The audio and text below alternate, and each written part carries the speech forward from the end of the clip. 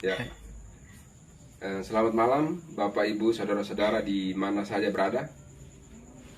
Sekarang ini kami berada di Oring Sikumana Kupang.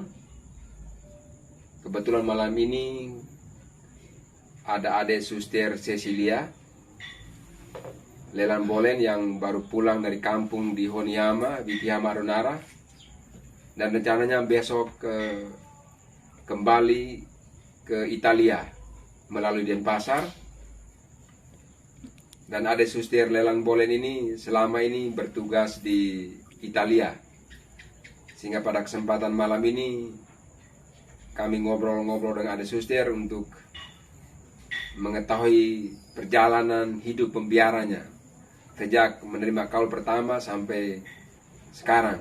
Dan kebetulan ada Suster baru menerima kaul kekal di Paroki Rimini di Italia pada tanggal 9 Mei 2021.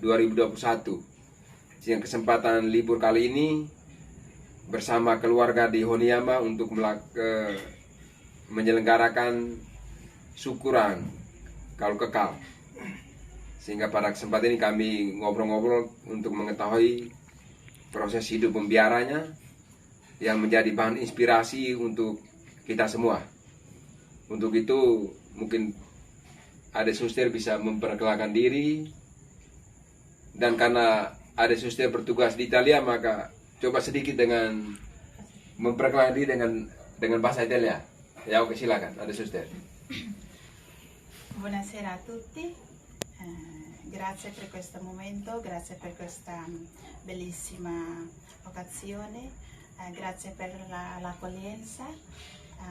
Mi chiamo Sor Cecilia, adesso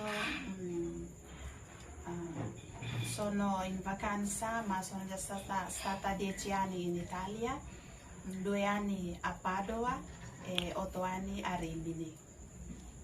Oh, ya. Itu kira-kira terjemahannya bagaimana itu? Ya. Selamat malam untuk kita semua. Terima kasih atas kesempatan pada malam hari ini. Terima kasih untuk satu kebersamaan. Saya merasa bahagia, saya merasa diistimewakan. Dan tadi memperkenalkan nama saya Suster Cecilia. Sudah 10 tahun di Italia, 2 tahun ada di Padova, dan 8 tahun ada di Rimini. Itu saja. Rimini itu dalam struktur gereja itu sebagai apa ya di sana? Regional ini Regional, gitu, daerah atau wilayah? Gitu. Tapi dia bukan paroki, tapi keuskupan. Keuskupan. Gitu. Ya. Jadi keuskupan ya. Parokinya paroki Miramare. Ya, Miramare. Jadi begitulah perkenalan singkat tentang Ade Suster. Jadi sekarang bertugas di paroki Miramare, Italia. Mungkin Ade Suster bisa menceritakan sedikit kira-kira proses benih panggilan menjadi suster itu berawal dari mana? Mungkin ada peristiwa istimewa yang dialami oleh suster sehingga terpanggil memilih hidup membiara. Mungkin bisa diceritakan sedikit. Jadi sejak masih SD sering menjadi misdinar, bantu suster atau para pastor yang datang bantu di stasi, kemudian menemani mereka untuk bagi komuni untuk orang sakit. Jadi merasa dekat dengan mereka. Oke, jadi itu ada ketertarikan. Pikiran yang pertama muncul enaknya jadi suster, jadi pastor gitu. Jadi ketertarikan itu muncul waktu masih SD, waktu masih aktif menjadi misdinar, anggota kami di paroki di stasi, muncul itu waktu masih SD. Kemudian masih berlangsung sampai SMP.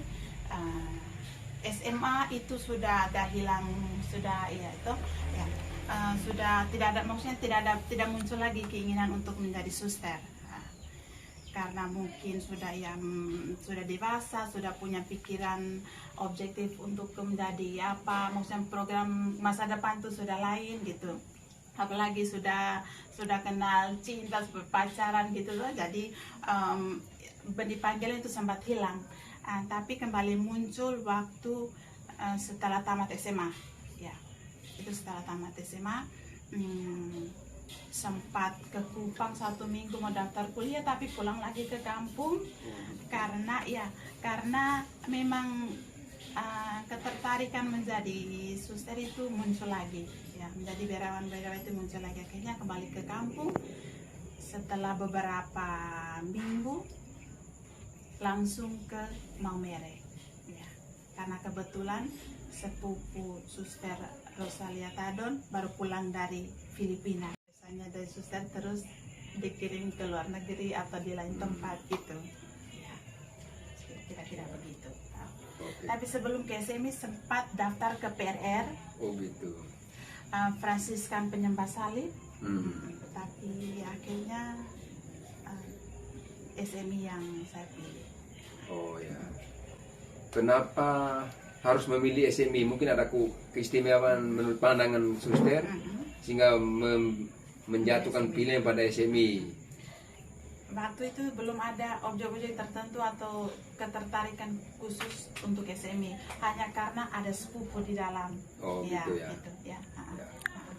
Ya, memang ketertarikan ada suster untuk masuk ke SMI secara kebetulan. Karena ada sepupunya yang sudah merintis menghidup membiara dalam ordo SMI. Namun terkesan sangat pragmatis ya, tetapi misteri Allah kita tidak bisa menebak. Itulah suatu karunia, kasih karunia Allah yang masuk ke dalam jiwa dan hati suster sehingga memilih SMI. Memang kelihatan Allahnya sangat pragmatisme, tetapi kuasa Tuhan, misteri Allah yang bekerja sehingga mendorong dan memotivasi ada suster untuk memilih SMI. Mungkin coba memperkenalkan sedikit kira-kira ordo SMI itu yang bagaimana sehingga mungkin bisa menjadi inspirasi bagi anak-anak muda, mungkin bisa tertarik, mungkin bisa dijelaskan sedikit tentang SMI. SMI itu kepanjangan dari Suster Maria Immaculata, didirikan oleh Imam Domenico Masi, asal Italia pada tahun 1925. Ya. Jadi tahun depan ini kami merayakan 100 tahun. 100 tahun. Kami termasuk kongregasi yang sangat muda. Ya. Kan yang lain sudah merayakan 200 tahun, 300 tahun gitu. Mungkin ada misi khusus dari SMI itu apa? Ya, itu tentang pendidikan. Pendidikan. Karena pada masanya Bapak pendidik kami banyak anak-anak korban peperangan. Dia melewati perang pertama dunia, perang dunia kedua, pertama itu dia melewati semua. Jadi dia melihat banyak korban, khususnya anak-anak yang terlantar. Akhirnya rumah pertama yang dibangun itu untuk mengumpulkan anak-anak yang terlantar ini, atau anak-anak dari tentara yang meninggal, kemudian mereka titipkan anaknya kan ke dia. Oh gitu. Jadi yang rumah pertama itu untuk para korban peperangan, ya. Anak-anak yang terlantar iya. karena orang tuanya meninggal Iya. karena peperangan, sehingga suster mengumpulkan mereka untuk mendidik Iya. mereka. Oh gitu ya. Romo ini, ya. Ya. Pendidikan. Dan itu bukan hanya di daerah Rimini, tapi dari berbagai daerah. Oh dari ya. Italia, ya. Maksudnya dari semua penghujung Italia. Ya. Oke. Lalu di Italia suster bertugas di mana? Mungkin bisa diceritakan sedikit di paroki atau di tempat mana, tugas di bidang apa, mungkin bisa diceritakan. Setelah tiba di Italia tahun 2014, kami langsung ditugaskan, mungkin dilihat dari karakter. Ya. Jadi saya langsung ditugaskan ke TKK, ya. TKK sebagai bantu, apalagi maksudnya bahasa juga belum lancar, jadi masih bantu para guru untuk jaga anak-anak, lihat anak-anak begitu. Setelah 4 tahun itu saya masih di Rimini. 4 tahun kemudian saya dapat tugas baru di daerah baru, yaitu di Padova. itu juga di sekolah milik paroki, kemudian bantu pelayanan sampingan itu sebagai katekis di paroki. Nah, dengan anak-anak kelas 5 ke atas. Katekis yang mau mempersiapkan diri untuk komuni pertama, bantu juga yang umur lebih besar yang sementara mempersiapkan diri untuk menerima krisma. Jadi sampingan cuma itu sebagai katekis. Juga demikian juga setelah pulang dari Padua, masuk lagi ke Rimini, juga pelayanan yang sama sampai hari ini sebagai guru bantu di sekolah dengan katekis di paroki. Kira-kira selama tugas ini hal-hal menarik apa yang pernah dialami, dan juga mungkin ada hal tantangan apa yang mungkin bisa meluluhkan hati, ada suster yang mungkin pernah alami sehingga aduh saya hidup menjadi biaran terlalu susah barangkali. Apakah pernah dialami atau tidak, itu bisa diceritakan. Jadi ada hal menarik apa yang selama bertugas di Delea, dan mungkin ada dapat tantangan besar yang dapat menggoyahkan hati suster itu pernah alami atau tidak. Mungkin bisa diceritakan sedikit supaya kita juga bisa tahu. Hal-hal yang menarik itu kembali sebagai merasa dia sebagai orang asing, tapi di sana mereka tidak melihat kita itu sebagai orang asing. Ya, maksudnya semua sama rata. Saya sama dengan mereka, mereka sama dengan saya. Gitu. Itu hal-hal yang menarik karena kita berada di rumah orang, maksudnya di tanah orang. Yang pertama kita merasa itu diterima apa adanya. Dengan berbagai kekurangan, misalnya dari awal itu sebagai misalnya bahasa kurang komunikasi, kurang ini, tapi mereka dari pihak sebelah juga membantu kita untuk bisa berkomunikasi. Gitu. Hal-hal yang merasa maksudnya bukan negatif, tapi itu soal kultur. Mereka di sana kan sudah agak lebih maju gitu kan. Dengan anak-anak muda, dengan kita di sini tuh respeknya begini. Para suster mereka, romo mereka, respeknya tuh punya apa ya, pandangan tertentu. Di sana tuh karena melihat bahwa kita semua sama, salah saya dia gitu. Jadi sebenarnya dia yang omong, maksudnya respeknya itu tidak seperti kita di sini. Tidak tahu misalnya bagaimana ya, kadang kurang dihargai gitu.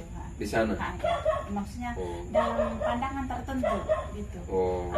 Kadang kita di sini kan biar orang asing orang ini, tapi karena dia susah di rumah kita dengarkan gitu. Dia siapa maksudnya gitu. Orang tua saya saja tidak omong seperti ini kok, kamu yang datang omong seperti begini gitu. Seperti itu pengalaman saya. Artinya ini kan budaya berbeda. Jadi selain itu kita butuh mental juga yang kuat. Karena mereka kan sudah lebih maju, lebih terbuka. Jadi sepertinya yang pertama itu mental untuk mempersiapkan berhadapan dengan generasi muda sekarang yang lebih maju dari kita. Gitu. Lalu kira-kira dengan keadaan begitu, apa yang dilakukan oleh suster sehingga bisa diterima oleh mereka? Itu lebih banyak berbuat, karena kita kalau omong itu sepertinya dianggap angin lalu. Jadi dengan tindakan, cara hidup menunjukkan bahwa itu yang akhirnya mungkin bisa suatu saat mereka bisa padahal begini. Karena sekarang kita omong tinggal katakan, maksudnya mereka tidak gitu. Jadi hanya dengan kata-kata yang benar, bagaimana menurut saya, hanya dengan keteladanan hidup. Keteladanan hidup gitu. Jadi maksudnya bahwa dalam dua budaya yang berbeda, sehingga karena kita warga negara asing, sehingga kadang juga merasa kurang percaya diri dan terkesan kita diremehkan. Tapi kalau kita mau mau sama dan sejajar, maka kita harus berani berbuat, mengaktualisasikan diri, mengembangkan potensi-potensi yang kita miliki, sehingga mereka juga menaruh kepercayaan pada kita. Jadi jangan hanya omong saja, tapi harus dengan tindakan-tindakan, perbuatan dan keteladan sehingga mereka juga bisa menerima kita. Oh begitu ya, oke baguslah.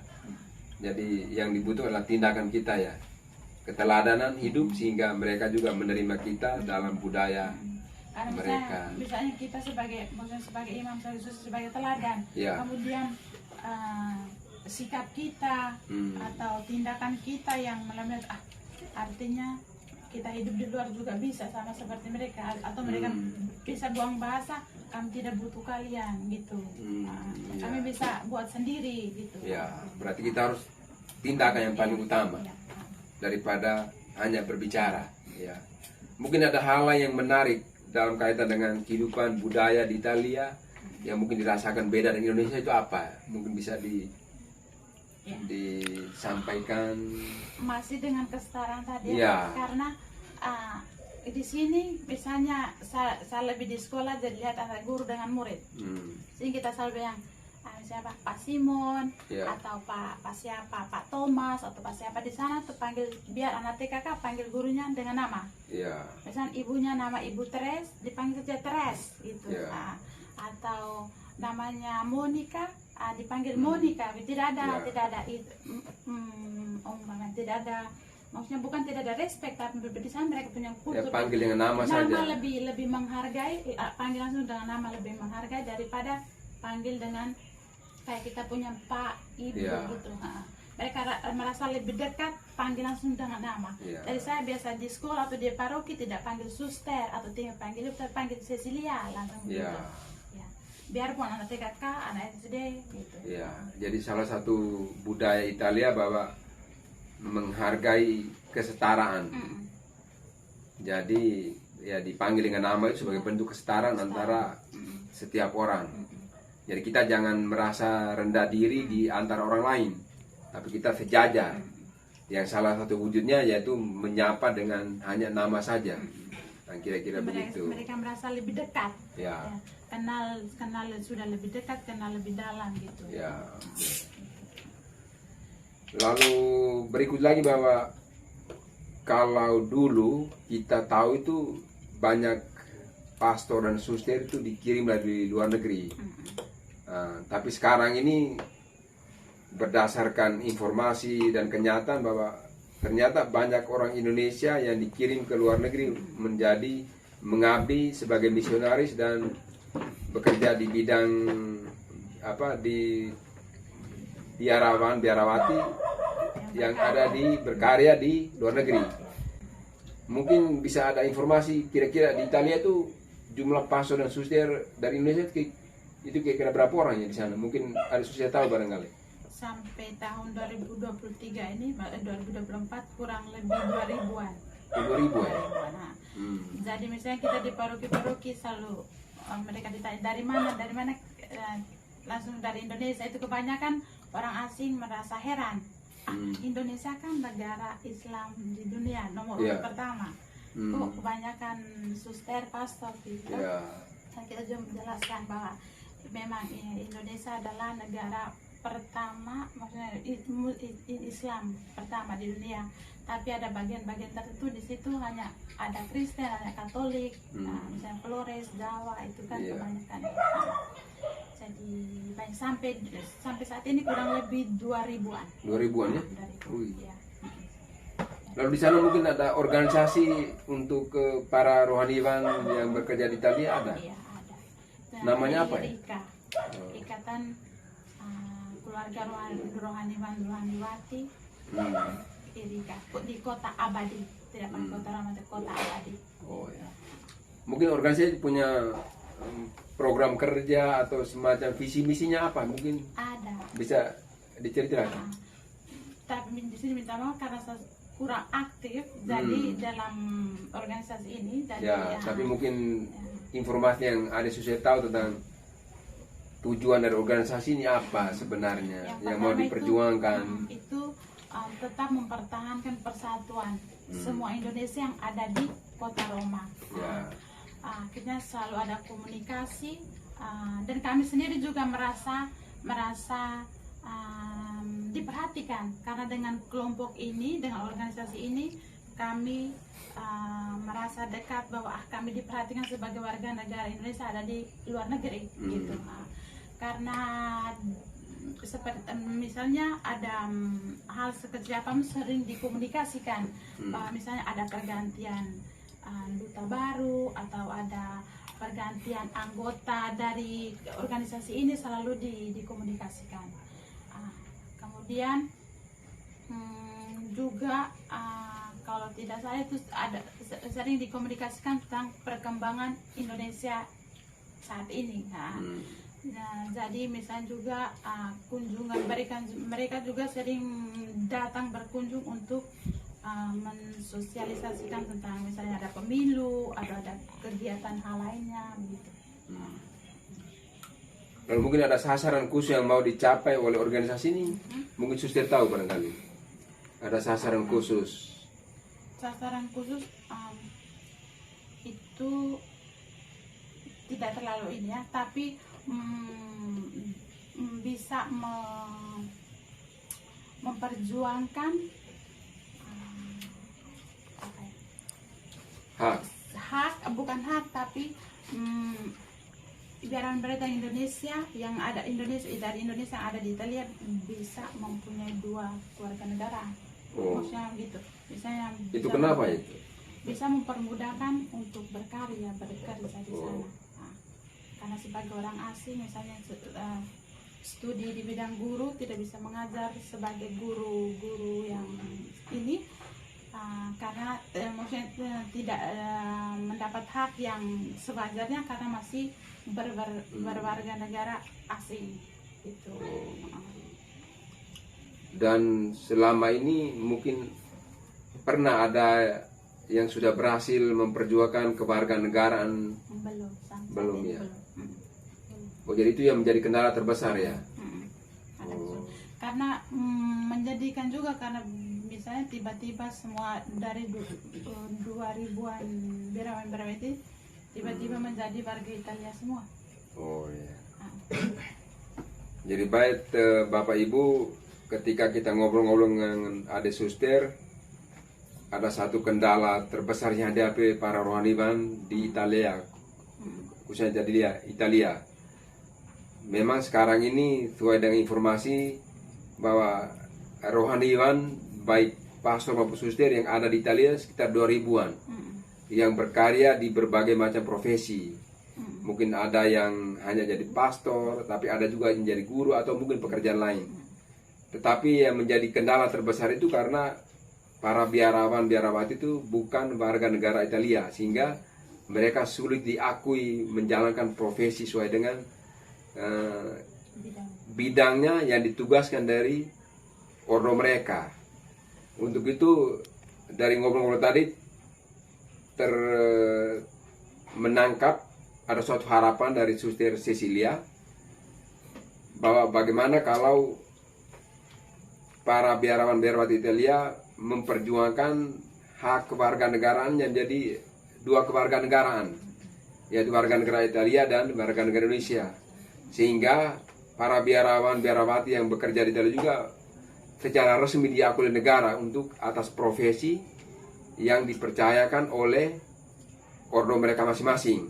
Macam contoh kita di Indonesia ada suster atau pastor menjadi guru, maka untuk mengakui profesi mereka menjadi guru, maka para biarawati luar negeri harus bisa memperoleh 2 kewarganegaraan, sehingga profesi mereka secara resmi diakui oleh negara dan mereka juga bekerja dengan nyaman sesuai dengan profesi yang dipercayakan. Itu kira-kira mungkin harapan Ade Suster terhadap ya boleh dikatakan harapan terhadap negara Indonesia dan Italia yang bekerja sama dalam urusan kehidupan membiara. Mungkin itu kira-kira begitu adalah harapan yang disampaikan kepada pemerintah Italia dan Indonesia, barangkali begitu. Walaupun ini mungkin suara seorang pribadi, tapi bisa menjadi suara para rohaniwan semuanya, sehingga mereka juga diakui kepada 2 kewarganegaraan, sehingga menjalankan profesi secara resmi sesuai dengan bidang tugas yang dipercayakan dari ordo mereka. Mungkin kira-kira begitu ya. Jadi suatu kebanggaan bagi Indonesia Karena dulunya kita menerima para biarawan dari luar negeri, tapi sekarang ini Indonesia menghasilkan ribuan biarawati yang berkarya di seluruh dunia, termasuk di Italia yang jumlahnya sekitar 2000-an begitu ya.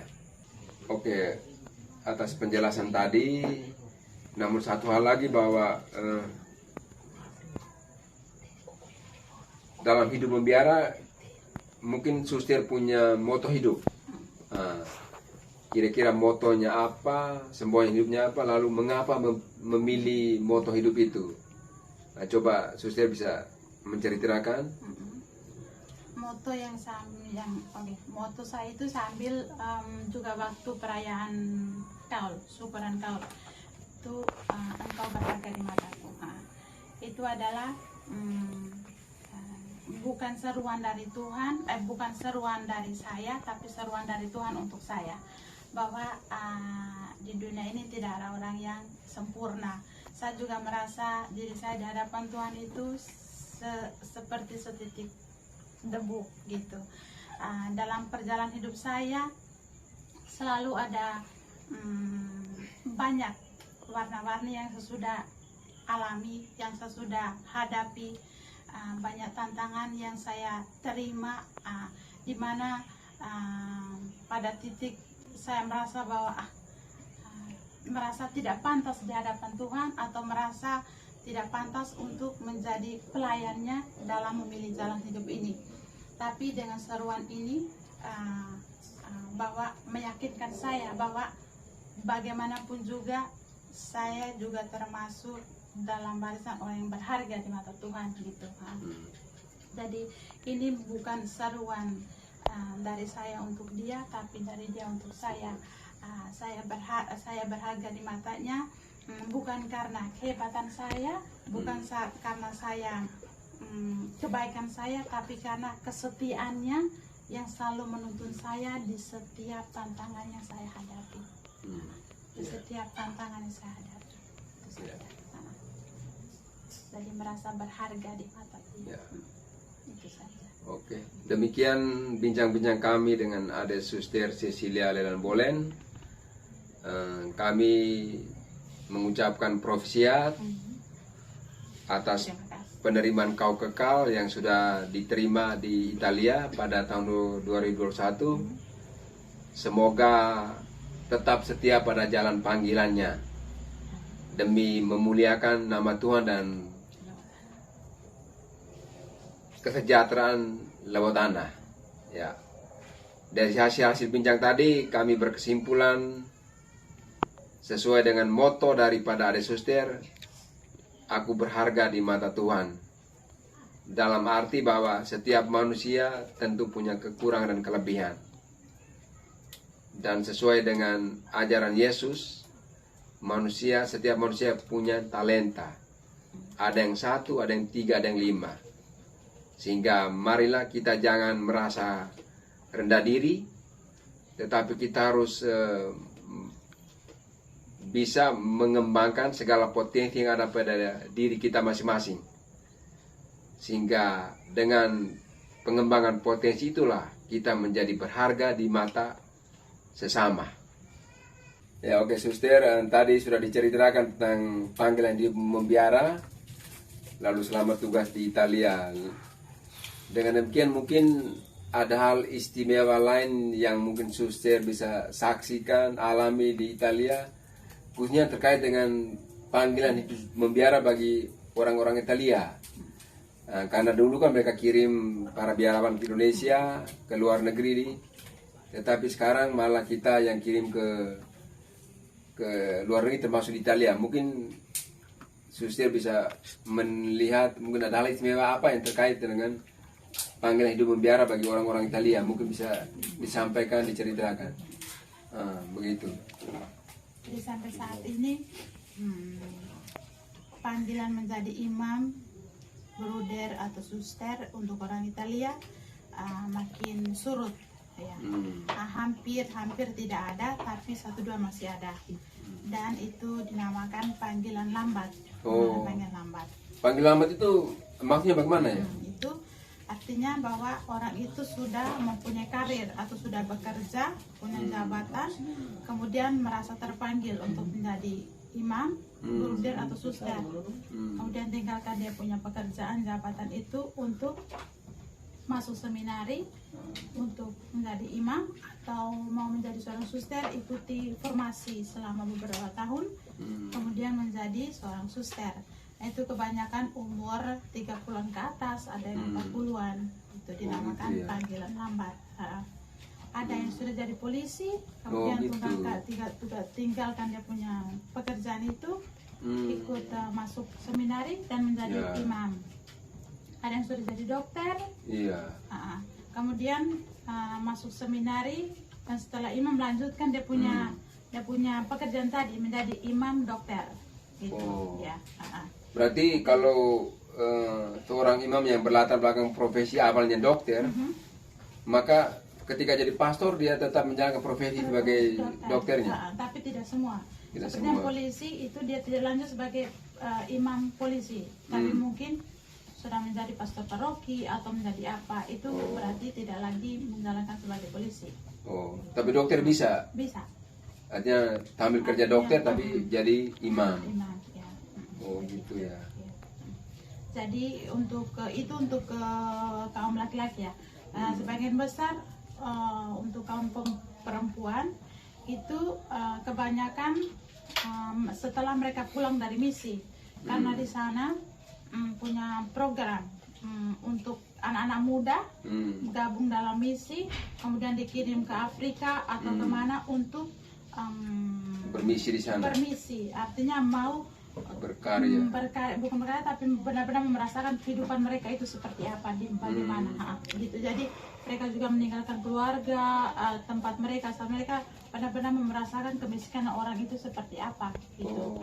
Jadi kebanyakan setelah mereka pulang dari misi, terus merasa terpanggil untuk terus menjadi suster atau menjadi begitu. Jadi ceritanya bahwa Italia mempunyai program mengirimkan anak-anak muda Misi, seperti misi. seperti misi hidup bersama dengan masyarakat, khususnya negara-negara terbelakang ya, sehingga mereka juga belajar tentang hidup, merasakan hidup susahnya. Itu tidak semua, tapi ada yang merasa bebas ingin berbuat, mau melakukan itu, ikut misi itu. Jadi memberikan kesempatan, kebebasan bagi anak-anak muda untuk dikirim ke luar negeri, bermisi untuk terjun ke masyarakat dengan merasakan tantangan hidup atau kesulitan hidup. Dari situ baru muncul panggilan, benih-benih panggilan, sehingga mereka kembali dan ada yang menjadi suster atau pastor. Begitu. Dan saya dengar katanya ada yang sudah berkeluarga juga bisa jadi biarawan-biarawati. Itu cerita bagaimana? Itu cerita dari yang pastor paroki saya sekarang. Itu mereka ada 4 bersaudara. Jadi imam projo, biarawati gitu. Tambah dengan bapaknya mereka, jadi mereka 5 orang dalam keluarga itu semua imam dan pastor. Itu mungkin sebelum Pre-Vatikan, jadi masih ada biarawan kongregasi yang menerima mereka yang janda atau mereka yang duda itu mau bergabung masuk dalam misi mereka. Jadi keluarga ini punya perjanjian waktu pernikahan, bahwa jika si perempuan meninggal, maka yang laki-laki masuk dalam biara, atau yang laki-laki meninggal, maka si wanita ini masuk dalam kongregasi susteran, begitu. Sudah pilihannya. Iya. Jadi setelah istrinya meninggal, dia masuk seminari.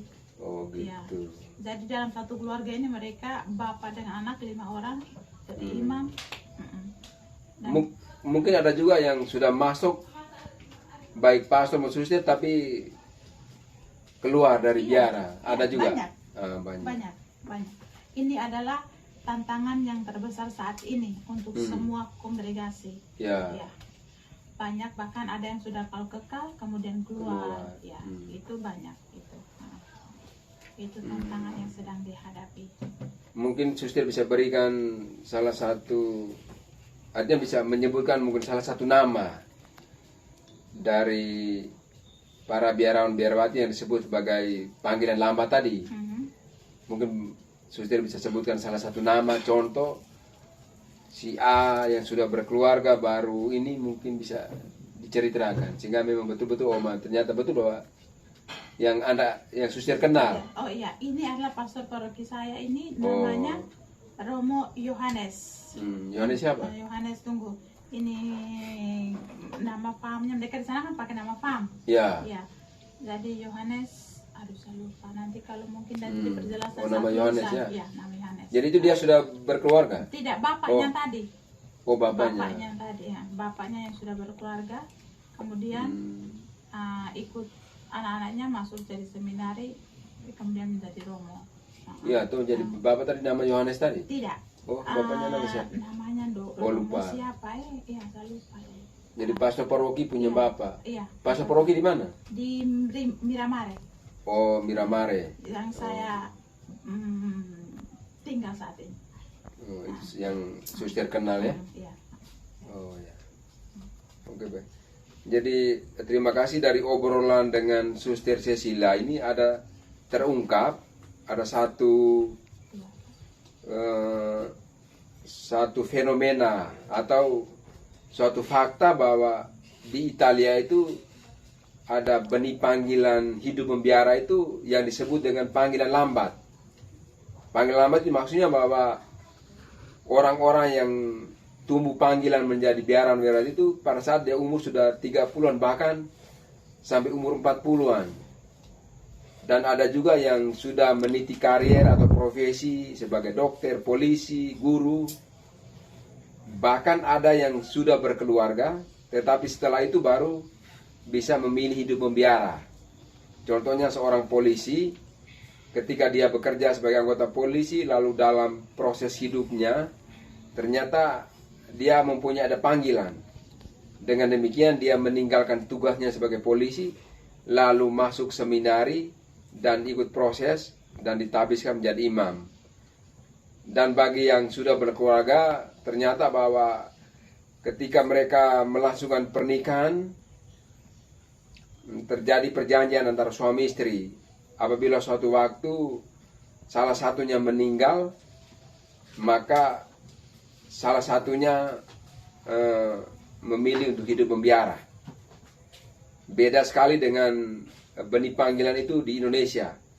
Kalau di Indonesia atau tempat-tempat umum lainnya, kalau macam suster maka setelah dia tamat SMA lalu dia memilih hidup membiara, maka dia masuk ke aspiran, lalu postulan, baru novis, baru setelah itu ditabiskan menjadi suster, lalu kaul sampai pada kaul kekal. Demikian juga pastor. Kita memilih menjadi pastor, maka kita sekolah di SMA seminari atau SMP seminari, baru lanjut ke seminari tinggi, lalu ditabiskan, lalu melaksanakan TOP, ditabiskan menjadi diakon, lalu menjadi pastor. Tetapi bedanya di Italia yang disebut panggilan lambat. Nah, itu mungkin hal yang sangat unik, yang mungkin kita hanya lihat itu hanya terjadi di Italia. Jadi mereka sudah menjalankan profesi masing-masing. Setelah itu kalau mereka ada tumbuh benih panggilannya, maka mereka meninggalkan profesi mereka, lalu masuk seminari dan ditabiskan menjadi pastor ataupun suster. Nah, itu hal yang sangat istimewa yang menjadi keunikan di Italia menurut kesaksian dari Suster Ceci. Ya. Bukan hanya di Italia, tapi bukan juga Italia.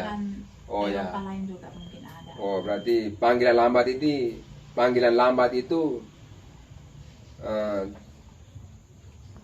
terjadi juga di selain negara Italia, di negara-negara Eropa lain juga mungkin atau terjadi seperti itu di Italia.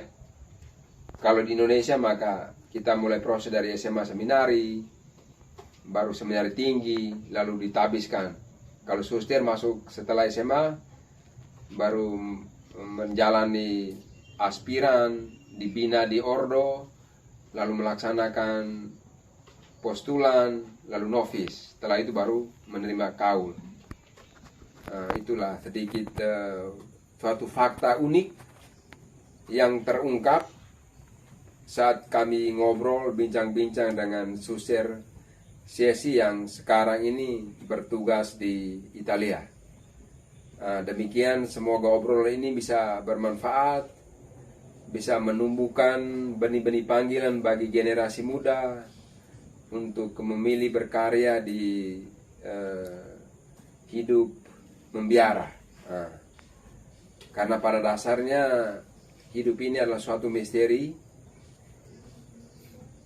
Allah yang sulit ditebak. Jadi ketika panggilan datang di setiap orang, maka bisa saja terjadi di luar dugaan manusia tanpa ada rencana. Tapi ketika mujizat atau misteri keilahian Allah, maka semua bisa terjadi dalam kaitan dengan kehidupan membiara. Demikian obrolan ini, semoga bisa bermanfaat dan menjadi inspirasi bagi kita semua. Semuanya demi kebaikan dan untuk memuliakan Allah dalam kehidupan di dunia ini. Terima kasih Suster sudah memberikan informasi buat kami. Semoga menjadi inspirasi bagi setiap orang yang berkehendak baik. Terima kasih dan selamat malam. Kira-kira begitu. Lalu yang berikut ada kesimpulan poin penting yang disampaikan oleh Suster, bahwa kita tidak boleh tercabut dari akar budaya kita. Sebagai orang Indonesia tentu punya budaya yang mengatur tentang kehidupan kita yang lebih baik, dan kita di mana saja, baik di luar negeri, kita tetap mempedomani budaya Indonesia sehingga kehidupan kita menjadi damai dan sejahtera. Dan dalam perbincangan itu, budaya Italia sangat menghargai kesetaraan. Kesetaraan itu maksudnya kita jangan merasa rendah diri, tapi kita harus rasa percaya diri kita dan berbuat sesuatu sesuai dengan kemampuan kita sehingga kita bisa diterima oleh orang lain dan dapat bermanfaat bagi sama, sesuai dengan moto Ade Suster, aku berharga di mata Tuhan. Demikian hasil bincang-bincang kami dan Suster. Semoga obrolan singkat ini secara spontan, jadi mungkin ada yang kurang-kurang, tapi mudah-mudahan menjadi inspirasi bagi kita semua untuk bisa meniru sebagian dari keteladanan yang ditunjukkan oleh Ade Suster dalam kehidupan membiaranya. Kami mendoakan semoga Ade Suster berpulang ke Italia dengan lancar, selamat, dan dapat mengabdi di sana sesuai dengan panggilan tugas dan tetap setia dalam jalan panggilannya. Amin. Terima kasih. Semoga Tuhan memberkati kita semua. Terima kasih. Selamat malam dan salam sejahtera buat kita semua. Dan mohon maaf apabila ada hal yang kurang berkenan di hati Bapak dan saudara-saudara sekalian. Terima kasih dan selamat malam.